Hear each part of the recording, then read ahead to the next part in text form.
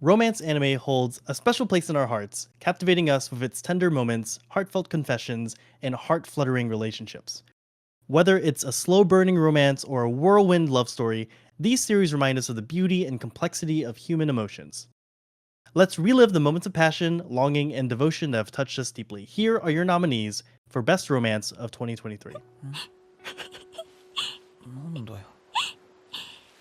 心臓の音、こないだよりすごい早い。お菓子くれるの？ありがとう。ありがとう。俺もいいの？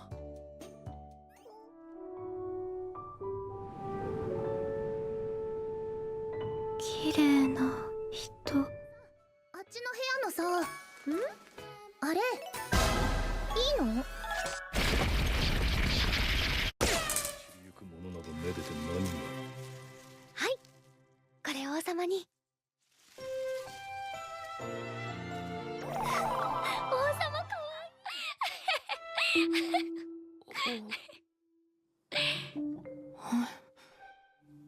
市川って面白いね。クソ真面目だね。行こうか。ありがとうございます、お姉様。あんたのことなんて大嫌いよ。And the winner for the jury nomination is Insomniac's After School. And the public chose Kaguya-sama, The First Kiss That Never Ends. Now, Phoenix, what do you think of these nominees? Which one kind of do you lean more towards? I lean a little bit more towards the jury actually winner of Insomniac's After School. A little bit more than the Kaguya-sama, even though I do love both.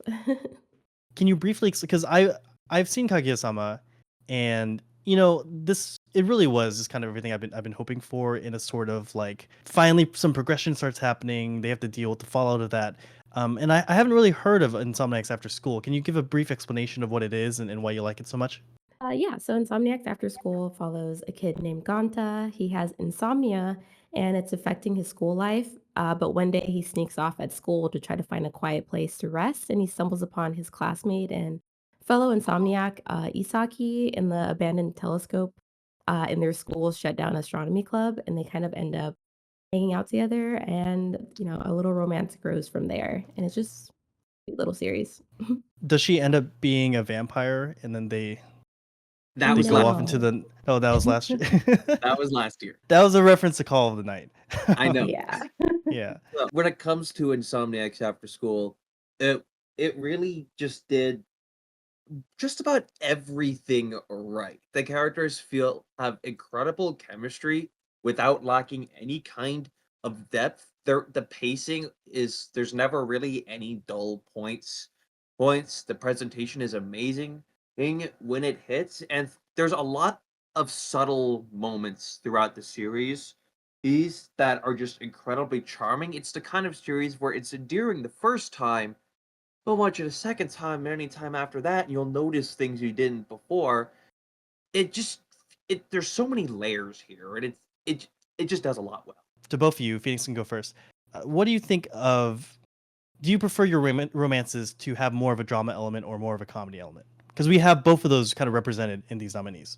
That is true. That's a good question, actually. I prefer more drama, but comedy is more entertaining. But the drama is more engaging, I believe. So I think that's why Insomniacs After School kind of has the more engaging type of drama. It's realistic, it's sweet, and it subtly builds throughout the series. Ooh, what kind of spill the beans? What kind of drama is it? Like kind of like love triangle stuff? Is it like misunderstanding stuff? Like It's actually not too it's not as dramatic as others. Like, a lot of people refer to it as being similar to, Your Lie in April, which is more That is a very dramatic, I good would think. Yeah, and it's a good, comparison, but this series is a lot less heavy drama, like, there's not really any love triangles or things like that, but it's more so, like, how the characters kind of learn to get along with one another, and like some subtle things about the characters that get revealed throughout the episodes as it leads up to the end. Nick, what do you think? Romdram or romcom? Normally, I lean towards Romdram, but I feel like as far as preferences go, I'd have to say it depends because Hmm.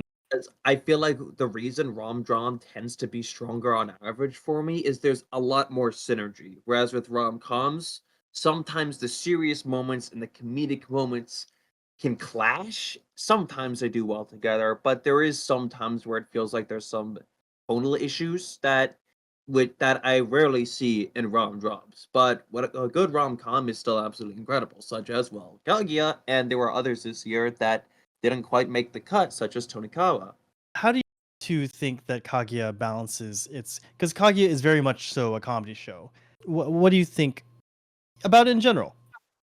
I think that usually it balances it very well, but there are some times where it slips up and tries to frame something comedic when it's realistically a serious moment, or vice versa. I personally feel that The First Kiss That Never Ends is the first time where it struggled with that to at least a noticeable degree because spoilers here, I guess the whole idea of the different sides of Kage in the courtroom, it makes sense as a way of portraying like her different masks, but it's framed in a very comedic way. So having that be used as a serious plot element, it kind of ends up meshing a little and kind of degrades some of the impact. Would you agree with that, Phoenix?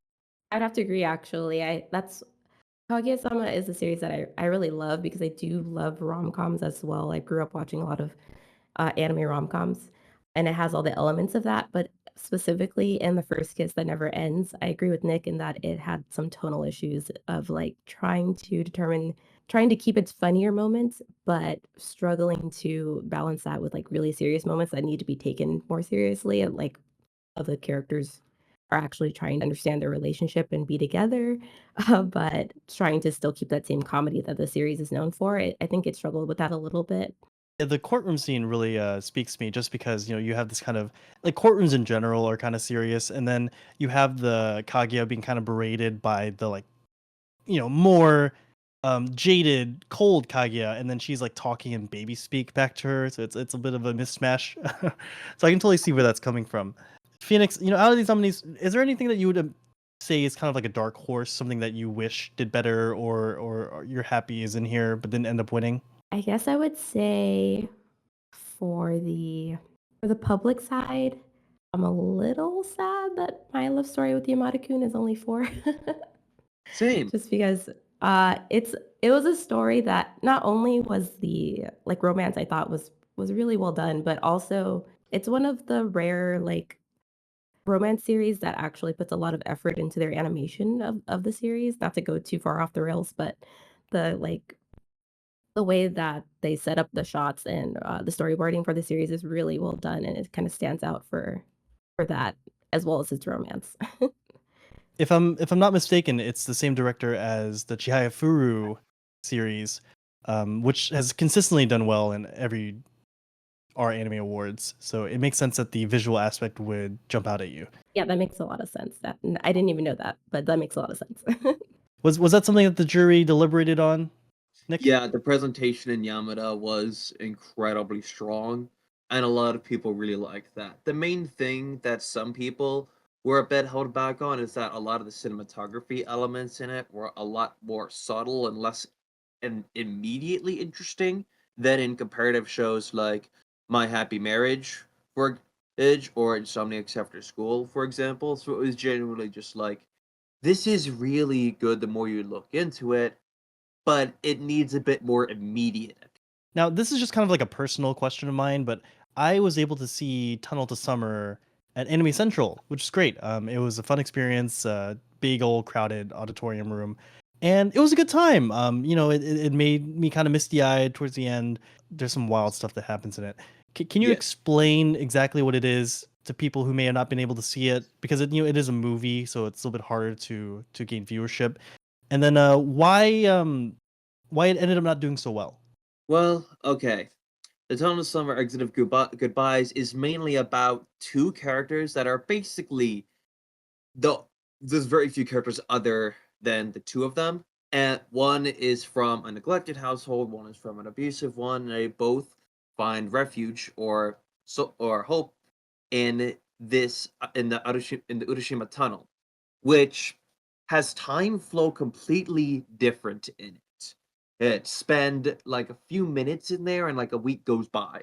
It's just extremely accelerated and it sort of comes off like a cosmic horror at times. It was honestly terrifying. But the further you go into it, you can get things you lost and have things that they're willing to give up on, but the different degrees in it end up causing some conflict. The main reasons why it didn't do well was largely the third arc, and we felt it didn't really stick the landing.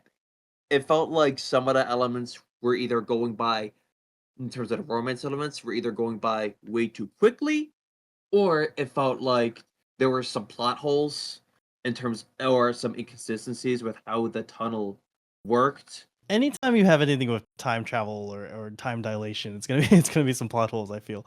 Yeah, it genuinely was just like it had everything it needed to be really good, but it just needed some additional fine tuning, and it probably would end up being significantly higher. But when you have a movie, you have less runtime to work with, which means it's a lot more important to do what you're doing well. There's higher expectations across the board.